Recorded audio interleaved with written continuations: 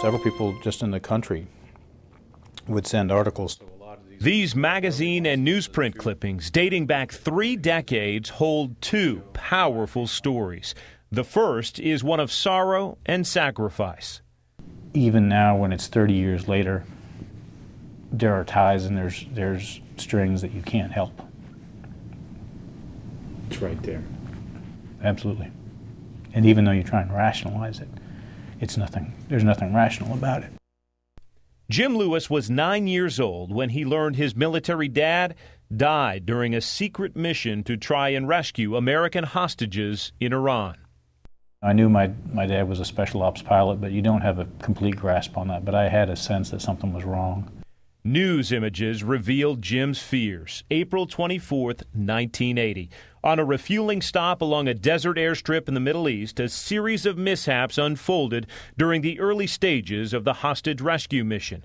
But the scene turned tragic when a sandstorm blew the blades of a helicopter into a C-130 airplane piloted by Jim's dad. He and 7 other members of that special operations team died in the explosion of flames.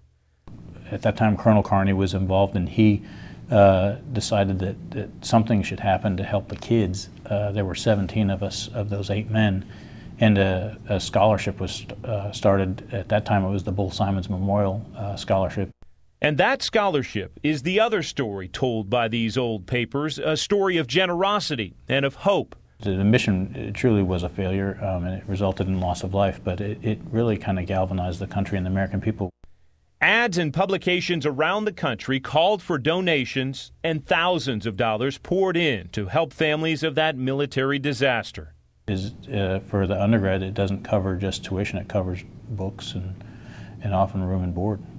Jim enrolled in Florida State, and after earning a degree in biology, he moved on to medical school. The average person coming out of medical school has a $200,000 debt. And so... you had 0. I had 0. Dr. Jim Lewis is now an oncologist at the University of Tennessee Medical Center. He treats cancer patients every day, a job he thinks would please his dad. The country had high expectations for him, and he had high expectations for me.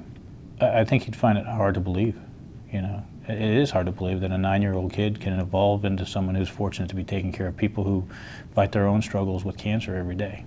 Since his father's death, Jim has met some of the military men who knew Captain Hal Lewis, a man who, when he wasn't flying, loved to be scuba diving. A lot of times it's difficult for them to see me because I look so much like him. And they just they're sad for the loss, but they're also proud.